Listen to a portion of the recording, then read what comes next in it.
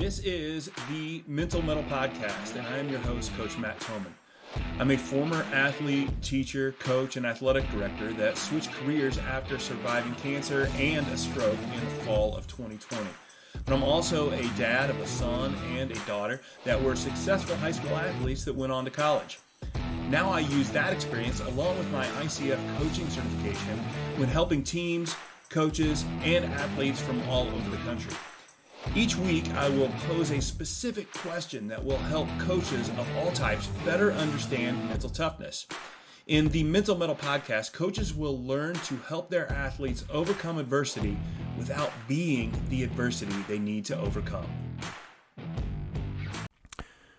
Parents, is your athlete ready for the upcoming sports season? They might have the strength, the speed, and the skills, but without confidence, they could still struggle when the game is online. Skill and strength are great. They're necessary, but they're not used to their full potential without the right mentality. Confidence is key.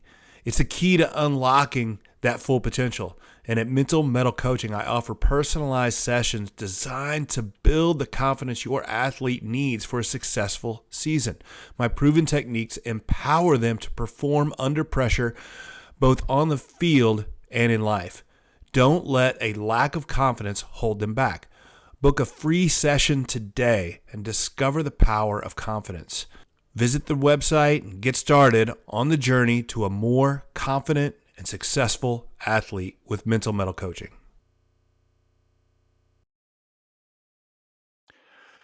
Let's go, metalheads. Welcome back to the Mental Mettle Podcast. I am your host, Coach Thomann, and I'm excited to be here. First things first, if you haven't noticed, if you're watching on YouTube, especially, you've able to see what's going on here. I got the new office and the new studio going on. Excited about that. That's all from the fact that my wife and I moved back to the Central Illinois area. Really excited about that.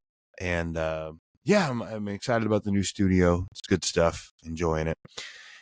So first things first, thanks for joining. Thanks for jumping on and giving me a little bit of your time to listen. You don't have to. There's a lot of podcasts out there. So if you chose to listen to me or watch this, then I sure appreciate it, because there's a lot of stuff out there. Hopefully I can make it worth your time, and you can pick some stuff up. And I'm excited to have this time with you, and hopefully put some stuff out there that you enjoy. And I'm also excited, Thanksgiving's over and we're getting into basketball season, and which is one of my favorite seasons.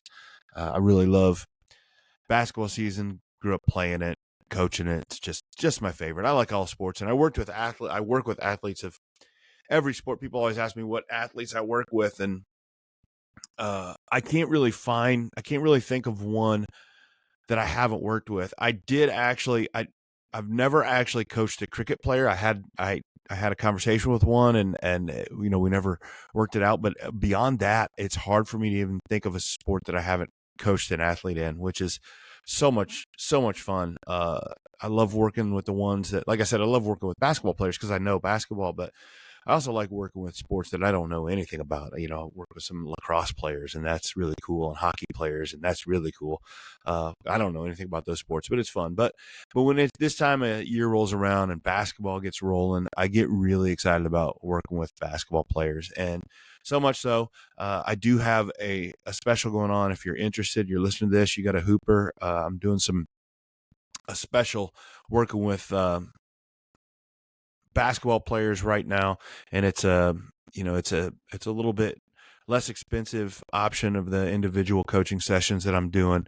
You can do it monthly, and you can cancel anytime, which isn't something I always do, but I just wanted to get it out there and help some hoopers, help some families as they're going through a basketball season, which is I was talking with a buddy the other day. Basketball is a tough sport. There's so many different styles to play. Not that other sports aren't, but basketball, there's so many styles, and you go from one game to the next, and you can just be on top of the world thinking you got it all figured out. Your kid, the team, the coach, it's all figured out, and then you go into a different place playing against a different team, and suddenly it's like we don't even know what we're doing, and it can just go up and down so much that I think it's why it's so useful for an athlete to do some mental coaching so that they have their focus right.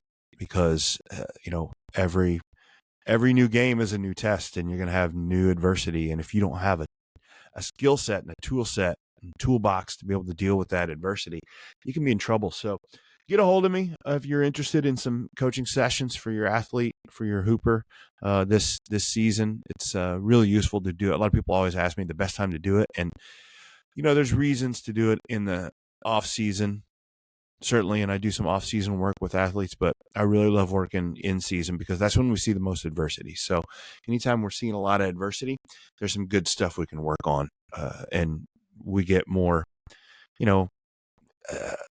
high school athletes, especially, they kind of lose focus on what's going on. And if it's not a problem that day, it's not a problem. So, it's really easy for them to understand what the issues are whenever we're in the middle of the season and things are, struggling and having some problems. And it gives us a lot of things to talk about in the sessions, which really helps. So, yeah. So get a hold of me if you are interested in that. I'm only, I do keep my roster at a certain level, so I don't just take as many as I can. So I've got a few spots left. If you're interested, get a hold of me. But let's get into the episode a little bit. Today's guest is not a basketball coach; he's a football coach. His name's Luke Carmody. He's with the Only Tigers, and which is back where my parents live now, and kind of down where I grew up, and so my family still lives there. And if you listen to the podcast all the time, you know that I recently had my nephew on who plays for the Only Tigers, and that story. The reason I double dipped on this story is because it's a really good story for a couple reasons. And it's last year, the Only Tigers football team went 0-9, just had a really, really tough season, and then switched that around to this year, playing almost the same exact schedule, and went 9-0, and then won a playoff game, and then bowed out in the second round, and went 10-1. So the team went from 0-9 to 10-1. And Casey, if you want to listen to that podcast, my nephew, we talk about that, and it's a really, really cool story. But I realized that any coach that can turn a program around, and this is Luke Carmody's only his second year, so a lot of head coaches take over programs that are struggling. So an 0-9 start for a football coach in their first year is not, I'm sure that happens a fair amount, but to be able to change that in 1 year to 10-1, that's the story, right? And that's the conversation we're going to have here in this episode is how do we do that? How did this happen? And just some of the stories along the way. And early on in this conversation, you're going to hear, and we'll talk about it a little bit, but it really is important for me to bring it up here. Coach Carmody, he mentions some professional development I did at Only a year and a half ago, somewhere in there. And I'd come in and did some of my professional development, and it's not like I'd forgotten that I'd done it, but I remember doing it, and you just never know who takes away what. And he brings it up in this episode, how that's why. So he's a follower of the show. He listens to the show. He believes in some of the stuff I'm preaching and practicing.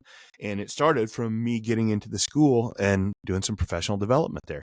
Now, I'm not taking credit for Only success, but Coach Carmody mentions it, how that PD was something that spoke to him. He started listening to my podcast, and it's some of the ideas that he puts into place that he now uses with his football team. And again, there's so many things that influence success of a season and a program and a culture, but I love that I love being at least a small part of that success, or at least something that he would point to and say, yeah, this helped.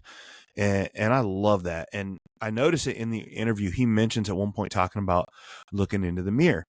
And I can see that. Not that I came up with that idea, but that's something I talk about in my 100% Metal series that I do with teachers. And we talk about how important it is for you to look in the mirror a little bit and recognize your role in your own situation, because ultimately that's the only thing you can control. And there's so many things that are uncontrollable in life, and things that you can't control in being a coach, being an educator, those things. There's so many things. And it's easy to say the deck is stacked against you, but it can feel that way. So that can feel very disparaging. It can feel like it's why a lot of coaches and why a lot of educators ultimately quit, is because it's a tough profession. One of the things I really work with educators on is changing that focus from the things you can't control to the things you can, and how that changes. You go to work every day having hope versus despair. And when I think about Coach Carmody and the Only Tigers, it would be real easy at the end of an 09 season to be like, this is a lost cause. This is just not going to happen. And they didn't do that. They started, to figure out what they could do. And he talked about starting with himself and started working on that. And I love that. And I love, because I can connect that to something I was talking about that day, and now he does that. And again, that's cool. And that's that 100% Metal series that I do with educators. I do it, I go into schools, and I've done it with as a keynote. I've gone in the first day into schools, and you have 800,000 teachers in there, and that's good, and it's good stuff. But I also do the small group stuff where I coach small groups of educators, and that's really, really my favorite. And then I do a similar one, and you'll hear anytime if you listen to this, you hear this commercial I do on my Ember to Inferno program, and it's a similar thing. It's a program that I do in professional development. I get in and do with educators or just for coaches, and it's all about helping coaches better understand some of the social emotional things they need to be working on with their athletes, and able to help their athletes get more mentally tough. And I do the same thing there. I've done the keynote with that program. I've done it for an entire county before of coaches, but then I also do the small group stuff, and I love doing both. And one of the things that I always say when people talk to me about what I do when I go into school, I like to say I am not a motivational speaker. There's a motivational aspect, but motivational speakers, I always feel like what they call a really good motivational speaker. You show up, you listen, you get done, and you're going out the door, and you're feeling like energized, and you got all this energy, and the vibe is great, but you don't really remember. It doesn't last very long. And I try to make sure my PD and all my coaching that I do comes with tools and long lasting stuff. And I tell them that anytime I do it, that if you only listen to me for an hour and you don't put any of this stuff into practice, you're not going to do anything. It doesn't help at all. And so for somebody like Coach Carmody, to say he listened to me, started listening to the podcast, and he's starting to put stuff into practice. That's how you do it. That's how you start changing a mindset, or start changing, which ultimately changes the program. So yeah, all my PD works on that social emotional learning, and it's all about trying to remove that negative stigma we have around mental health, and giving those tools to educators and to coaches, and then ultimately to athletes. And I've done some programming for the athletes and for the kids as well. I go into schools and do that, but I really like working with the educators, because they're the ones that are going to, put it into practice in their lives. And then that shows up in their classrooms, and it shows up in their practices. And it's just the thing is, it's a patience thing. And Coach Carmody and I are going to talk about that, how, I come in and do the professional development, and then the educator has to put it into practice, and then they have to do those ideas and put it into their practice plans. And then you slowly start to get the results, and you'll start to see some progress in the mental toughness of your athletes. And then ultimately that's going to turn into wins. It's almost never as quick as, changes like that are never as quick as it looks like here in this Only situation, where he can come in and they can struggle and say, hey, we're going to do some things differently. And they go from 0-9 to 9-0 or 10-1.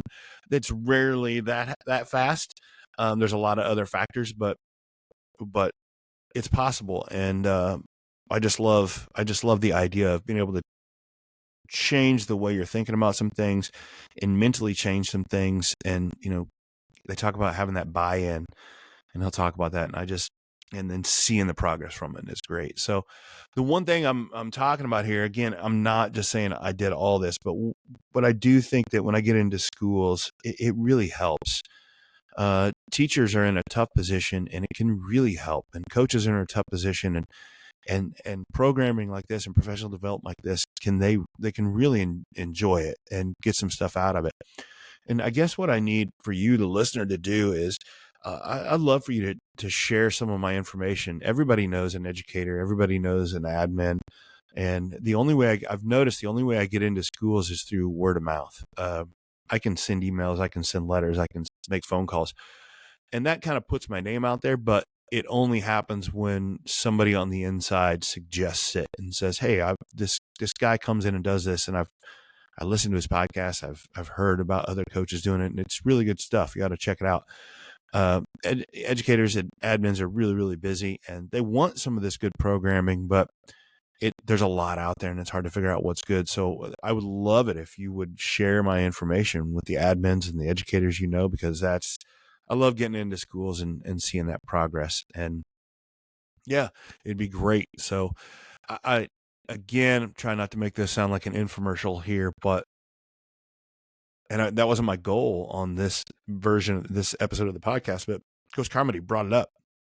And when he brings it up and we talk about it, it kind of jazzes me up. Like I want to get into more schools. I want to do this. I want to have that positive impact in the lives of educators, coaches, and ultimately the athletes. So it's really, really cool. So I want to do. So if you have any questions for me on any of the professional development I do for educators, coaches, or the programming I do for the athletes, just reach out. Let me know. Coach Thomann at gmail.com. I would love to help you out. Well, let's get back to the interview. Coach, it's a great interview with Coach Carmody. Some really good stuff. Whether you're an Only Tiger fan, whether you're a parent, whether you're a coach just trying to pick up some stuff, there's some good stuff in this episode. And Coach Carmody does a good job of telling the story and just some good stuff. So hopefully you enjoy the interview, and I will let it roll here. So enjoy it. Coaches, do you dream of guiding mentally tough athletes towards a championship? Kids that are resilient, persistent, and unshaken by setbacks. Well, in today's world, those athletes aren't born. They have to be developed. Many athletes face significant challenges and risk burnout. So how do we foster that mental toughness without overwhelming them? Well, introducing the Ember to Inferno program, Building Mentally Tough Athletes. This series is designed specifically for coaches, offering a deep dive into your own journey of mental toughness and equipping you with practical tools to build confidence and belief in your athletes. Rather than just simply adding more adversity to their life, we focus on creating a strong foundation for mental resilience. You'll learn how to transform a spark of motivation into a blazing fire of toughness using techniques that address challenges like social media pressures, athletic stress, and trauma. Don't just wish for mentally tough athletes, build them. Join the Ember to Inferno program today and ignite the potential in your athletes. For more information, contact me, Coach Thomann, at Mental Mettle Coaching. And welcome back. It's the Mental Mettle Podcast. I'm your host, Coach Matt Thomann. I'm here with my guest today, Luke Carmody, Coach Carmody of the Only Tigers, formerly East Richland Tigers, Only Tigers, Richland County Tigers. We were talking about this. It's a little bit confusing, but I'm from Noble, who is now co-opted into Only, and so I just call it Only. It doesn't offend me. So if I can call it Only, you can call it Only. We'll call it Only. But it's a good situation because I think people got to know Only a little bit better this year, and that's a good thing in the football world. So, yes, it is. Yeah. Thanks for joining me, Coach. I appreciate it. Thanks for having me. I'm a big fan. I try to listen and join in every time that I can. I know you came and did one of the in-services here, and I really enjoyed that. So that kind of sparked everything for me as far as being a follower and enjoying everything that you do. Oh, I love it when I go into a school and then I have coaches and they're paying attention and they tell me they like stuff, and then I take in no way, shape, or form do I take credit for stuff, but I love it when I go into a school and then I see that they're doing stuff well, and I'm like, at least I didn't ruin things, right? It's Yeah. like, Oh yeah. it's, you know what I'm saying? At least, because it's always so many things that add things together to make for success, and I like being part of it, at least a small part of it, right? Yes. Yeah. Oh yeah. Yeah. No, like I said, I got some great stuff from whenever you came in and talked, and then every time that I've listened, I really enjoyed Casey's episode that you guys did. It kind of gave me a little bit of insight into you guys. I've been hanging out with Casey and Andy a lot, going on trips, so got to know you guys a little bit better through that talk too. So I thought that was interesting. Andy, my brother, was like, he's like, oh, you're going to interview Casey. I don't know. I don't know how much he'll have to say and stuff like that. And I'm like, look, he's going to talk to me in this interview a whole lot more than he does to you. Cause that's just the nature that it's funny. I talk to dads all the time about the nature of the father-son relationship with sports. It's so, the dynamic is so weird, right? Sometimes you don't even know your own kid a little bit. Yeah, yeah. One of the things that I noticed, especially through that interview, is just how much he's improved at doing that. Through different interviews that he's done, and from the first one to now, just how much better he's gotten at that. So yeah. Oh, I mean, you're gonna have to a little bit. That's just part of the deal. So, but was one thing. One of the things I wanted to talk about today, and I was gonna hold this off, but I was looking at just your bio, and this is your second year of being a head coach, right? Mm-hmm. Yep. And you have to have, as a head coach, you have a 500 record right now. Yep. Right? Yep. 10 and 10. What is it? 10 and 10. Yep. That you have to have the most creative way of going a 500 record as a head coach that anybody's ever had. Yeah, I get that quite a bit. Everybody wants to know the whole story behind the 0-9 to 9-0 and 10-0 and eventually 10-1 this year. So, I get that quite often.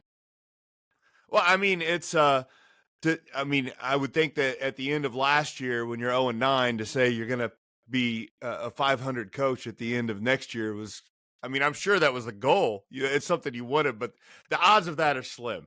Yeah. One of the things that everybody asks is kind of, when did you know that things were going to turn around? And, I don't want this to sound, cliche or anything, but, I always kind of felt like that was going to happen. We got everybody back healthy, and we got a lot of guys that got some experience last year that were young. So to me, I always felt like we were going to be in a really good place this year. So it didn't really shock me necessarily. Obviously 9-0 is not something that happens all the time for a lot of teams. Even in our league, where you might knock somebody off and somebody finishes 8-1 instead of 9-0. Yeah, it's tough to do, but football is more than any other sport. High school football, I think, is the experience matters. And it's you have to have some kids who've had some experience, and unless you're one of these teams that just roll every year, right? You just have to have, they got to go through their lumps a little bit before they have some success. It's just part of it. Yes, yeah, and that's what our guys, that sophomore group and the junior group too last year, they got a lot of experience. They kind of took their lumps a little bit, but yeah, at the end of the year, we were starting to kind of peak a little bit. I would have liked to have had a couple more games to, help turn things around a little bit more. But obviously it ended up working out. During the summer, I told some of our coaches, I said, in our first camp in June, we looked more comfortable in the offense than what we did last year even at the end of the year. So again, it just kind of shows that experience made a huge difference. Well, but there's a lot of experience in losing 9 games, right? Oh yeah. But it's funny though. You got to change the word and say there's a lot of potential experience, because you don't have to see it as that. Mm-hmm. Yeah, and it's tough. It's tough whenever you go in there and you don't really see. A lot of people want to see the wins and instead of the losses, and they feel like that will equate to success. But I feel like our guys got success throughout the year, and it didn't turn into W's, but it helped us get to where we were this year.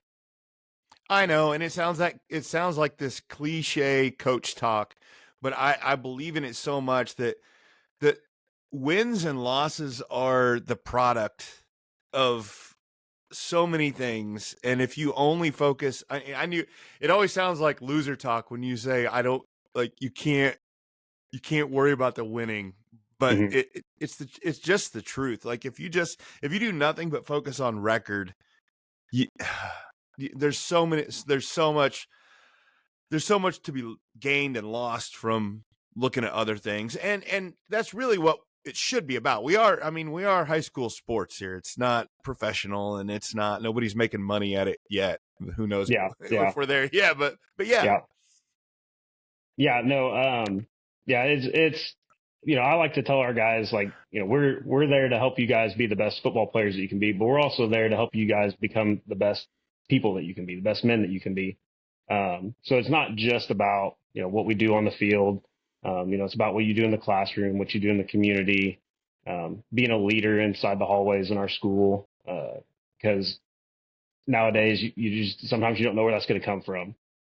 So it's big, not just for us as coaches, but also for our kids as teammates to kind of instill that and to grow that organically. So, yeah, well, organically is it's really the only way to do it. You can it's like you plant the seeds, but it has to grow organic. I think that you can water it, you can fertilize, you can do stuff, but it's still and I think the key note there about organic growth on some of this stuff is that there's an element of time there. Like you can't just manufacture it and say, oh, here it is. We have this culture, we have this mindset now. No, it takes time to develop. There's no way you can't fake it. So and we tried some different things. Oh, sorry. Well, I was gonna say, we tried some different things last year. As far as like building leadership amongst our team, and I think that was part of it too, is just kind of figuring out what works and figuring out what doesn't. Piecing some things together to make it something that the kids will embrace and that they'll grow themselves. Because we can sit here and try to, not force feed it, but we can try to manipulate it as much as we want. But ultimately, those guys are the ones that, when it comes time out on the field, they're the ones that are talking to each other. They're the ones that are building each other up and supporting each other. We can do that when they come to the sideline, but some of the toughest battles that they're going to have are between the whistles, and we can't necessarily be there for all of that. No. And when you're talking about, oh, we did some leadership training last year and we did some leadership stuff, and it would be remiss to say, oh, we worked that last year and we were 0-9, so it must not have worked. No, it doesn't work like that. Like you have to be working on that stuff last year when they're facing all that adversity, so that they're ready for it the next year. Like cause and effect, like in coaching, cause and effect are so much further out than we want them to be, right? Like we work with kids and we work with athletes, and we say, oh, is it going to make any difference? Yeah, but maybe not for the next game, maybe not for this season, but it'll get there. And that's but that takes patience, Coach. Oh yeah. Well, and I like to tell people, I'm a K through 12 PE major. I don't know if I have the elementary level patience, but I have the driver ed level patience. Like I teach driver ed here, so I kind of have that more like, hey, I can deal with the high school kids a little bit better than I can deal with the elementary kids. And just them developing that patience too, though, and having patience with each other. We had times this year where they might disagree on the field, or they might disagree at practice or after practice. But at the end of the day, this group did a really good job of coming together and supporting each other when it was all said and done. Yeah, and so you're talking about you've been in education, and you mentioned that you grew up in your dad was a coach, and just like this has just been the world you've grown up in. What lessons you get from him, and what do you remember growing up about coaching and some of these lessons that are when you get into it and you're like, oh man, he was right, Dad was right. Like what do you're grinning, so you must be, there's got to be some things, right? Well, so like one of the things that he always said, because he coached until I got to, I think, sixth grade or seventh grade. And then he gave it up.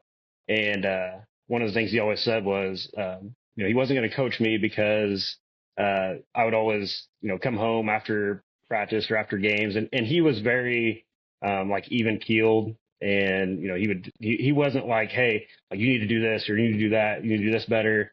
It was always, kind of just a suggestion, like, hey, this is what I think you could do to get better. You can either take it and run with it, or you can learn it on your own.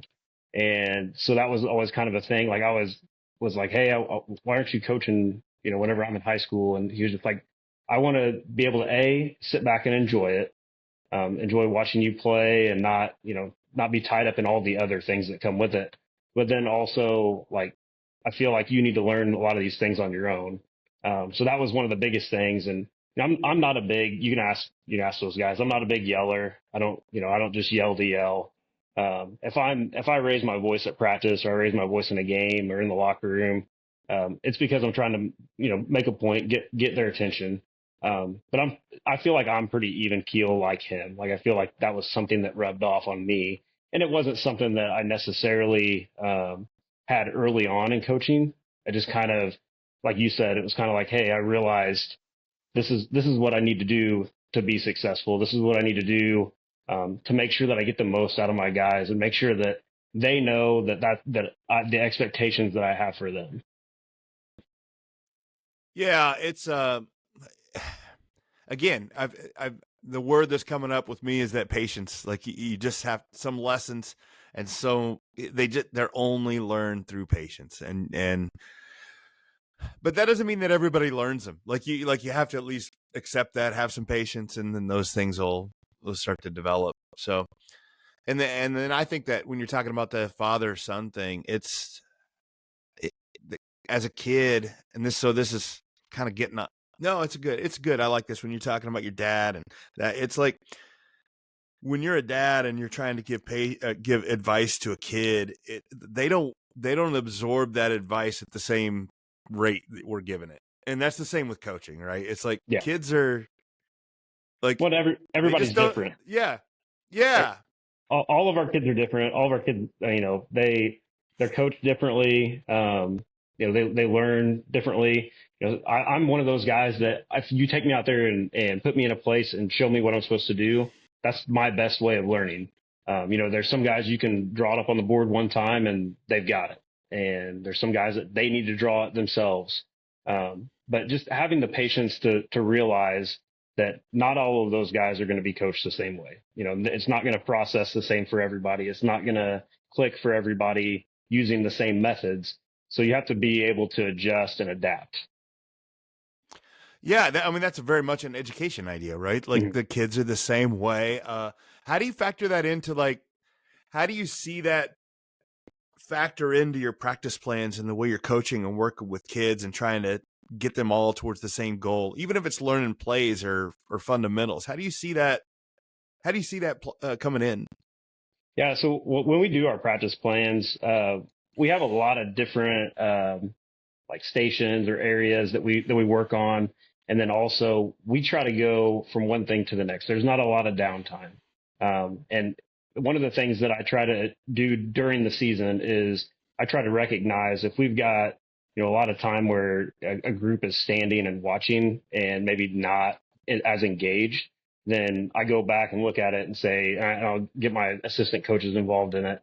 But I'll say, what do we need to do to make it where those guys are maximizing their time on the practice field or in film session or in the weight room?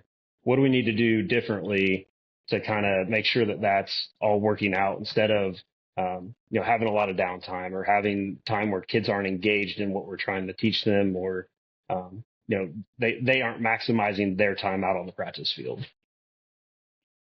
Yeah, it's just, I like that, making sure that using all that time, all that, and you're using the people, the time, all those things efficiently. It's good stuff. And I tell our guys too, I go, coaching wise, we're there. We start at 3:15 ish. We get out of school at 3 and practice field's right there. So when the kids get out there, they get dressed, they get stretched, then we get going. I'm like, we're done at 5 o'clock. Like we're not, if we don't get to something, that's on us. We've got to figure out when we're going to come back and install that or address it at a different date. So I don't want those guys. I want those guys to maximize their time out there. I don't want to be out there for 4 hours and, feel like we're wasting time. Hoops season is here. It's my favorite season. I've always loved basketball. I loved playing basketball, coaching basketball, and now I love doing mental coaching with hoopers. I have worked with hoopers from 8 years old up through junior high, up through high school, and now even professional hoopers. And the one thing I can tell you is that every time we work with a hooper, that it starts to make a difference in their confidence, and that shows up in how they play on the court. And that is because we're working on that third thing you need to be great. Most hoopers work on the first two. They get bigger, faster, stronger. They work on their physical body. And the second part, they work on their skill set, passing, dribbling, shooting, all those things. Very few people spend time and effort developing that third thing you need to be great, which is that mental toughness and that mindset. So as soon as we start doing the mental coaching with the hoopers, it starts making a progress. We start seeing them get better. We start seeing them play with more confidence. And what they're able to do is use that physical strength and able to use that skill set better. So right now I'm doing a special to do coaching for hoopers. It is by far the best deal I've ever offered. It's a monthly deal. You can practice it for a month. If you don't like it, you will. But if you don't like it, you can stop after a month. You get, for the $199 per month, the athlete gets 2 45-minute sessions per month and weekly check-ins with me. And for the parent, you will get access to my Mental Mettle Academy Forge for Parents program. So you'll be able to follow on line with some of the stuff we're working on. And so you won't get into the sessions with me and the athlete, but you get to understand some of the things we're working on. Helps you have the same vocabulary on what you're working on, and it makes a lot of progress. You will see the difference, and if you keep at it for the entire season, you're going to see a really good change in your athlete this season. So get a hold of me, check me out on the website, or send me an email to coachtomann@gmail.com, and I'd love to tell you about the new special I'm doing for hoopers this season. It is a limited time offer, and I'm only taking a certain number of clients, so better get on it. Hoop season is here.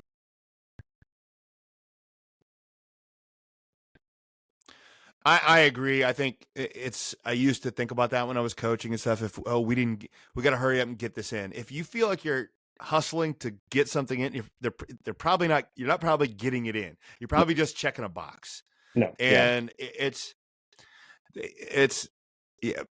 maximizing your time and then also letting the kids know that, I honor the time we hear, but then you got to go rest. You got to go be a student. You got to go do those things. I think it's a respect thing with the kids is too. And it makes you be a better coach if you like, hey, we're going to make sure we're getting things done. Yes. Yeah. I like that. I agree. So let's take I want to do a little timeline stuff. So you do end, and you said you were peaking a little bit towards the end of last year, but you still ended 0-9, right? Mm-hmm. I want to know about your summer and leading up, and like just some of the conversations you had with your coaches, with key players, and what was the message? Like, what did you say? What are we trying to do this year that's different, or is it the same, or what's our focus? Yeah. So because it always starts in the Go ahead. I was gonna say the biggest thing was looking in the mirror for myself. What do I need to do differently as far as being a leader and making sure that everybody is on the same page and that we're all working towards the same goal. But then, I got the coaches involved. What do we need to change or what do we need to do? And there were some things that we changed, here and there. We tweaked some things here and there. But for the most part, it was just more of, hey, trust the process and build on what we know is going to work. We just have to continue working towards that. And then as far as the kids go, the kids, this group did a fantastic job of buying into what we were trying to get them to do. And I think a lot of that was they saw, last year as, hey, this isn't what we want to be. This isn't the norm for us. We have to do things that are going to be successful for the team, not just for myself, but for my teammates. And I felt like we did a really, really good job of that during the off season, through our weightlifting program, through our speed program, um, through all of our camps and all of our day-to-day stuff that we did as far as football goes. When it's a buzzword, it's a phrase people use all the time about getting kids to buy in. And I'm all about it. But what does that mean to you? Like, what are you having them buy into? How do you know when a better way to ask it, how do you know when a kid's bought in versus not bought in? Yeah. So I think one of the biggest things, one of the biggest differences. So when I took the job, it was towards the end of the spring. I was still working in Florida. So I wasn't able to get over here, right after school ended. Our timelines were different with my school district there and the school district here, as far as like when you get out for the day. So it was difficult to get those guys, especially if they were in another sport already. It was difficult to kind of reach out to those guys and get some things organized. So I felt like that kind of put us behind the eight ball a little bit. And then when we got to the summer, we didn't necessarily have great attendance as far as our workouts went. But I felt like this year, especially after school, during the winter and then during the summer, we had, most of our kids were here every day. And if they weren't here, it was because, they were either, they were playing basketball or they were on a travel baseball team. Kids,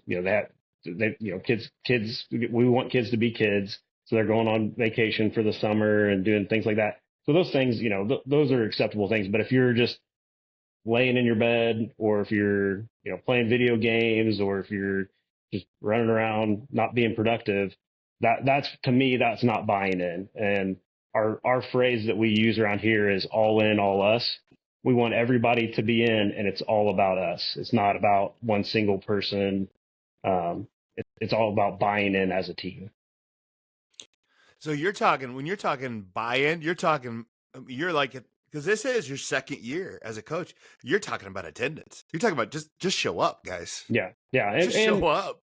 And it's not to say that we didn't have kids that, everybody showed up at some point, and it's not all on them. It's, again, it's on me. I had to do a better job of motivating those guys to get in there.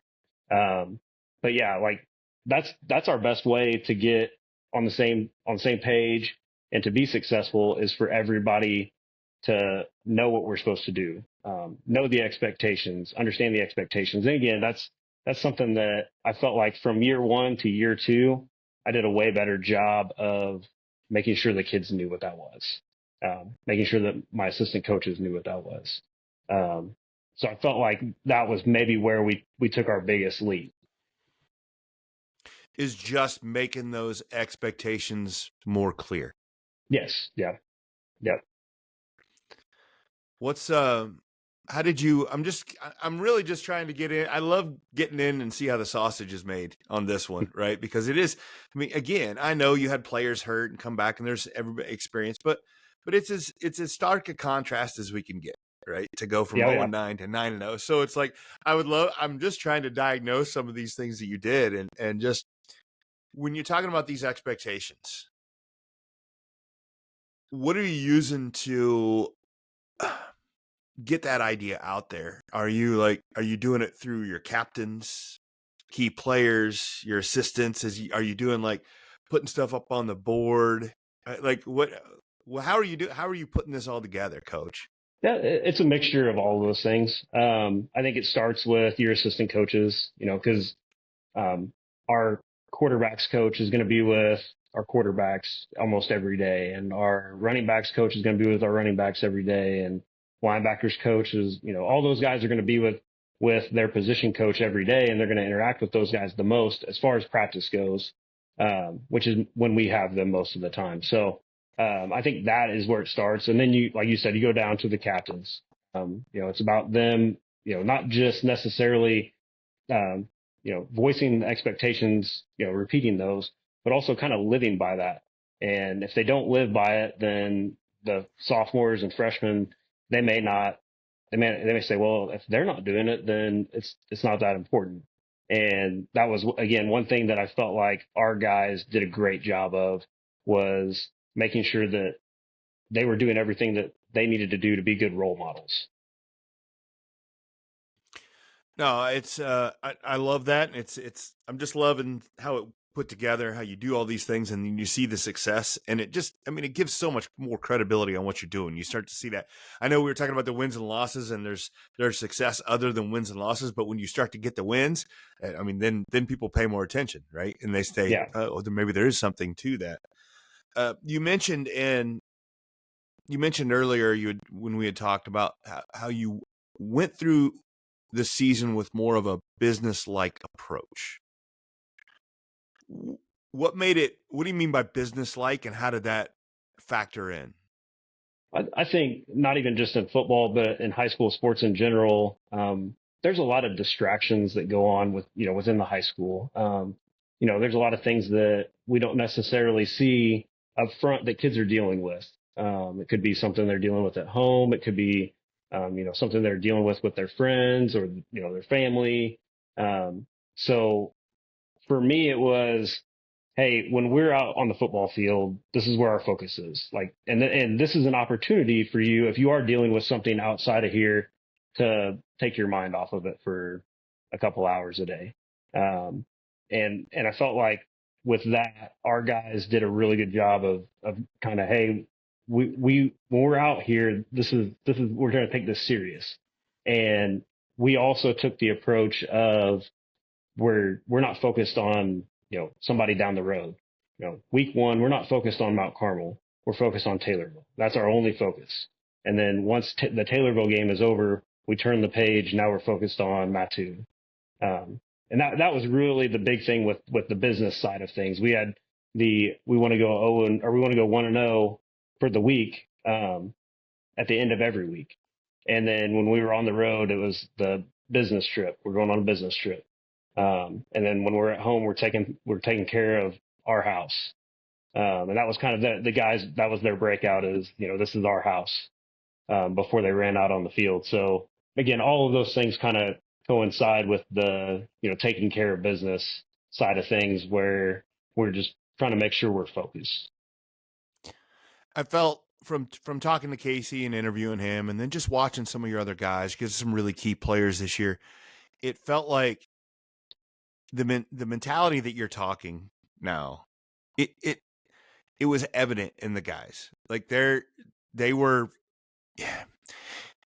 Casey was telling that story about going to Mount Carmel and not backing down from them, and just, you had some tough road games and weather and all sorts of things, but it seemed like the guys definitely, well, there you go, the buy-in. They felt like bought in with that, the mindset that you were preaching. You could see it in the players. Yeah, definitely. One of the things, we had there at the back end of the season, we had some games where, it might have been closer than what we anticipated, or maybe we got out to a good start and the other team did a good job of making adjustments and coming back and made it close before half. And I think some of our success this year was the difference in our confidence. Last year when things would go bad, our confidence may drop. Whereas this year we would go into halftime. It might have been, the 21 at Paris, and we don't get in there and we don't freak out. We don't turn on each other. It was, hey, we've got confidence that we can come back out in the second half and reset and do what we need to do to be successful at the end of the night. Yeah, it's it started, early on. You had some of your tougher games, and like even your first game of the year in Taylorville was a good team that I'm sure you were not picked to win that game. Definitely yeah. As a matter of fact, when we were on our way up to Taylorville, we were on the bus. That was one of the hottest days of the summer, and it was like 100 degrees outside, and we had to ride the yellow bus up there. And myself and my offensive coordinator, Dakota Brown, we're scrolling through our phones, and we happen to come across on Twitter.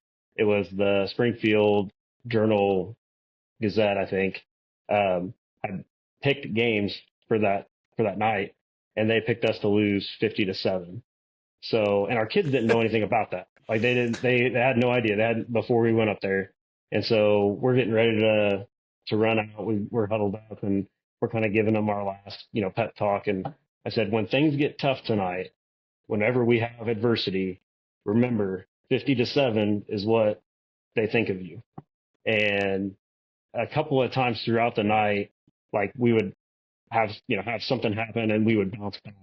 And I remember our guys running off the field telling each other, 50-7, 50-7. We're not going to. So you've got to do all the things. You got to put in the weight. You got to get in the weight room. You got to do the speed training. You got to do the leadership training. You got to do all these things. You got to have your kids ready and do everything right. But it never hurts to have just a little bit of a needle and a little bit of a motivation right before to kind of because that's just high school kids, right? Yeah. Sometimes they need that little, this is what they think of us. Well, we're gonna. They have every reason to go and win the game, but just a little bit more motivation sometimes can really push them over the edge. Yes, yeah, and we use that throughout the year. There were other instances where, somebody might have said something on a chat board, or, our kids know. It's crazy because whenever I was in school, we didn't like anybody from any other town. Like we never really socialized with people we played against. It was kind of like hey, we're in a battle here. And our kids now, they all play travel ball with each other. They play AAU ball together. So they all know each other really well. So I'll come into school one day and one of our guys will be like, hey, so-and-so from wherever is texting us and they're saying they're going to beat us this week. And I'm like, why would you do that? Why would you give us that motivation? But then my big thing to them is, hey, even if they're doing that, but we don't respond. We do our talking on Friday nights. So, not with how we don't respond. We do our talking with the scoreboard. So I got you. No, I absolutely. It's just fun. And that story about Casey told me, and he talked about it on the podcast. If anybody listened to this didn't hear it, when he was talking about you guys playing at Mount Carmel, which is just this historically tough place to play, and their decision to watch the Mount Carmel team take their entrance and just stand there and not be intimidated. I even if it's, even if they hadn't won, or even if you are just a little bit naive, I love the idea of like, hey, we're not going to go to the locker room. We're going to sit here and face it. And I just love that story. Well, and so we have, I'm a big routine person. We've got some players and we've got some guys on staff that are superstitious. I go more on the side of routine. So I want our routine to stay the same, because I feel like high school kids, there's a lot of distractions around them. So if we can keep our routine the same, then that's the best thing. And we had got done with our pregame warmups and went into the locker room, which they've got unbelievable facilities down there. Their locker room was super nice. I thought our guys were going to tear it down. We had to keep saying, hey guys, go back inside. It's not time to go out yet. They were ready to go. They were loud. They were getting fired up. And so it was one of those things where it's kind of like, okay guys, like we want to make sure that we keep our routine. But they were just like, hey, we want to make sure we're out there. We want to make sure that we do this, because this is, again, something organically that they came up with, that they wanted to make sure that they do. And that's, I like to give them that freedom to be able to do that, to make that decision. At the end of the day, I tell them we're not worried, we're not scared of anybody. We'll play anybody. It's not something that, intimidation is not something that you can have on the football field, and you can't be scared whenever you go out there. You got to make sure that you are, ready to go every time that you go out there. So for them to want to do that, I'm like, you guys, if that's what you want to do, then that's what we're going to do. I love the story. And of course how it worked out for him and getting the win. And I know Casey was really excited about it, and I'm sure all the guys were. So it was really cool to see. Mettle is a person's ability to face adversity in a spirited and resilient manner. It is a great skill to have for athletics and for life, but it is not something we are born with. If you want it, you have to forge your mettle. And if you listen to the Mental Mettle Podcast, you already know that, but not everybody else does yet. So help me out by ordering and wearing some sweet The Mental Mettle Podcast gear. We've got short sleeve tees, long sleeve tees, and some super comfortable hoodies. Order online today and you can have your gear in no time. But the best part is that every order helps support the show and helps me spread the message that mental toughness is a trait that can and should be built. So find the link in the show notes, order your gear, and start showing that you know how to forge your mettle. Parents, is your athlete ready for the upcoming sports season? They might have the strength, the speed, and the skills, but without confidence, they could still struggle when the game is online. Skill and strength are great. They're necessary, but they're not used to their full potential without the right mentality. Confidence is key. It's the key to unlocking that full potential. And at Mental Mettle Coaching, I offer personalized sessions designed to build the confidence your athlete needs for a successful season. My proven techniques empower them to perform under pressure, both on the field and in life. Don't let a lack of confidence hold them back. Book a free session today and discover the power of confidence. Visit the website and get started on the journey to a more confident and successful athlete with Mental Mettle Coaching. So my next question here, Coach, I'm not going to turn this into some sort of life coaching session here, but I got a cool question here for you. Okay. You mentioned the last season, you took a nice, good, hard look in the mirror and be like, hey, you needed to start with me and change. Do you still take that same look in the mirror after this season? And Yeah. What do you get what I'm saying? Like, Oh yeah. Because if you and I are going to say that records don't matter and it needs to be progress either way, then it has to be the same look in the mirror either way, right? Definitely. Yeah. And so I take the education approach to it. If I want to be the best driver ed teacher that I can possibly be, I can't just be satisfied with teaching everything the same way every time. I've got to continue to evolve. I've got to get better at, my craft, whether that's teaching, coaching, being a dad, being a husband. I have to continuously learn and grow. Even on, you have success as opposed to, what we dealt with last year. If you have that success, that doesn't just mean that you're there. You're never there. It's always a journey. You're always trying to improve yourself and get better. And you always can. There's never, you should never be satisfied. And that's, again, something that we convey to our guys. Just because we went 9-0 this year doesn't mean that it's going to happen next year if we just show up. You've got to continue to work. You've got to continue to evolve. You got to continue to get better. Yeah, things rarely go like we think it's going to. Like it's you're going to hit some snag and adversity next year that you weren't expecting, and you just have to be prepared for it and do your best with it. And I think that's what we love about sports and the whole situation. It's unpredictable. We'll have a target on our back. Everybody is going to want to get us. Oh. Everybody wants to beat us because we are the bigger school in the conference.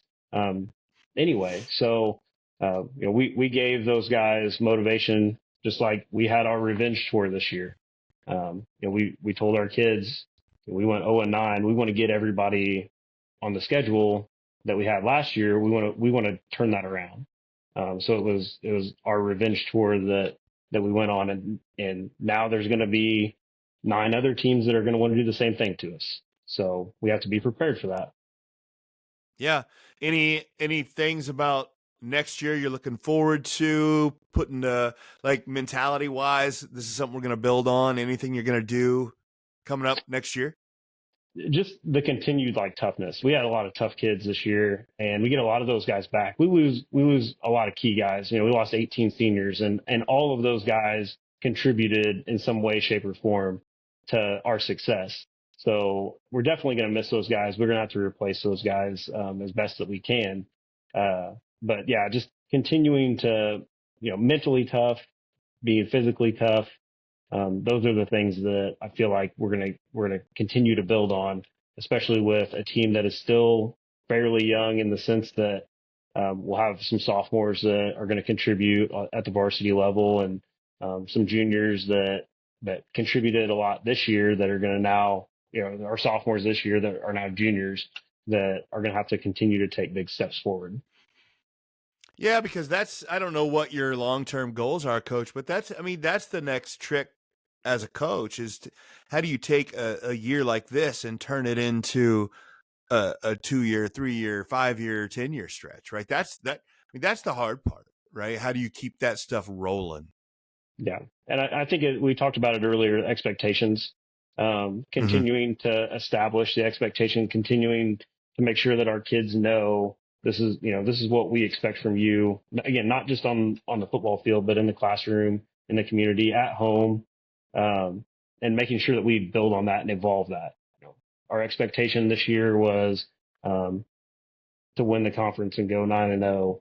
And so now we have to evolve our expectations to help our kids stay hungry and to keep them going. Yeah, and then also to have expectations. I'm not going to wish ill on you at all, but like you drop a game in the middle of the season next year, you can't say, well, we'll try it again next year. Like you know what I mean? Yeah. The expectation, like, okay, so we didn't go 9-0, but we're gonna have that expectation. We're still gonna have next week. We're gonna try and be 1-0, regardless of the fact that we dropped one last week. And that's yeah. And that's that was our thing throughout the year was we want to be 1-0 at the end of the week, and so again we continue that. And if we don't do that, then we can't hang our heads. We can't get down on ourselves or on each other, and we have to continue to trust each other. And so that was a big thing, throughout the year is establishing trust, not just, from our coaching staff to our players and vice versa, but again, with teammates. They had to trust the guy that was next to them to be able to do their job, and be able to rely on those guys. Yeah, and wanting to be able to do that and build that culture on your. I'm going to hesitate to say this, but Only's been more of a basketball school than a football school, and sometimes that's, you know what I mean. It's amazing how you can have winning cultures in one sport and not another within the same hallways. It's always amazing to me how that stuff. Kids, and a lot of it is kids' mindsets, right? You got the same hardworking kids, the same genetic group of, in the area, and you got this. You could have whatever team you want, but it's just culture and expectations. And if you can build that expectations with the same kids, you can have that same success. Yeah, and it's like we have one of the best cultures in school wise that I've been around, because all of our coaches support all of our other sports. They support our athletes. Every time we're getting ready for a game, if you go through the gym, Coach Flanagan is saying good luck this week. Or if I see Coach Julian, she's our cross country coach. If I see her in the hallways, she makes sure that she checks on how I'm doing, how our kids are doing, how the season's going, and wishes us luck. So, but it's like that across the board. All of our coaches do that. All of our coaches support each other, and we have the One Tiger Nation saying that we use. Yeah. And that's not just a saying around here. It is actually our culture, and that's what makes this place so special. Yeah, no, it's great. Coaching is a tough gig, and to have others at your back is, you have to have it, or you're going to feel like you're on an island, and it can be tough. Oh yeah. You got to have that support group. So, all right, Coach, what did I miss? Anything I should have asked you that I didn't? What do we need? What else do we need to cover here before we're done out of time? So I did think of, so you sent me the questionnaire before I came on here, and yesterday I was asking my wife, I go, what are 3 things that are cool facts about me? And I was trying to come up with some, and I actually asked her like after I had already submitted it. But One of the cool things, though, that I thought of after the fact is that I actually live in the house that your grandparents used to own. So, Yeah, so your mom will tell me stories about like Casey and Jack and Lane, in their grandparents' house, like different memories that they had, which I yeah. always think is really cool. That's she mentioned that to me the other day, and I just laughed because you just have to go through the memories and think about stuff like that. But it's a great spot, and it's I'm just so happy for you, Coach, and living there and just being an only and making good things happen in the community and with the football program. And I'm definitely going to be looking and watching next year and seeing if you can keep it up. I appreciate that. I appreciate that. And while we're talking about that, I wanted to give a shout out to our community. It was incredible this year to see them come out and support our guys and support our program. And they always do, but it was just, again, when you go on these runs like what we had this year, it's just special, and it's something that you always want to kind of hang on to and remember. I was telling somebody the other day that when I showed up for the Kiwanee game, we usually show up a couple hours early to get things ready and to make sure that the guys are, seeing the trainer and seeing Coach Wheeler to get activated and all that stuff and getting ready. And I pull up and there's a line to get in all the way to the district office, which is probably a good 100 yards away from the entrance to the field. And so I call my wife Autumn and I go, hey, you may want to get here sooner than later because it's already starting to fill up. So if you want your spot, you should Man, probably get here. that's IHSA football playoffs, man. Like it's awesome, and that's what I'm saying for you to like. I've been lived in different parts of Illinois and watched stuff, and a lot of schools are just that's the norm, right? And it Mhm. just hasn't been for you guys there, and for you to experience that and hopefully to start build that is exciting. I hope you Oh can yeah. keep it rolling and have that line out the door be the that's the expectation, right? Yes. We Yes. talk about building expectations, That is the right? expectation. You talk about, yeah, that's the expectation. And you can't control that, but it's if you, follow through on your expectations, that's going to be the expectation for the rest of the community. And it's fun stuff to see, man. Oh yeah. Yeah. It gives you a little bit of extra juice, whenever you're Oh, when you're at school, when you're at work and you have those tough days, just to see everybody, rally around our community and rally around our school and our sports in general. It's just special. yeah. No, it is. And again, I wish you the best and I hope you have another good year, Coach. I appreciate it. I appreciate you All having right. me on. Well, oh, you bet. It's been great talking to you, and we'll keep in touch, Coach. All right. Sounds good. Thanks, Matt. Thank you. Uh-huh. Bye. Hopefully you took some good things away from that interview. I don't have much here on the backside. I just love that idea of the all in, all us, and how he really focused on buy-in and what he had to do to turn some things around. There's some good stories in there. I'm really excited to see if he can start building the culture. Culture isn't a 2-year thing or 1 year of success is what they've had. It's more than that, so hopefully that they can be able to build on that and continue to grow. And I'm working on some stuff to get back into Only and do some more of my PD with the coaches. I'm really excited about that. I love it and that's just, again, I'm gonna go back into that when I go back into a school and they enjoy it so much that they bring me back for some more programming.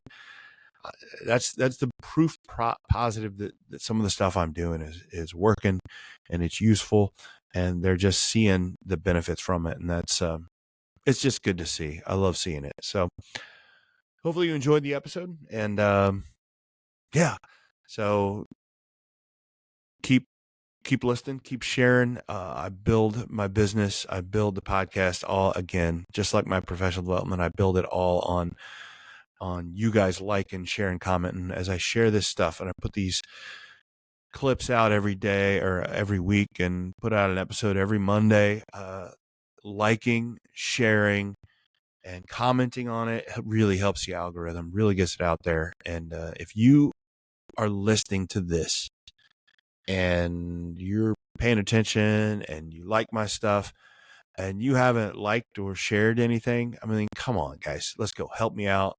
Help me out, like, share something. Let's see if we can grow this idea.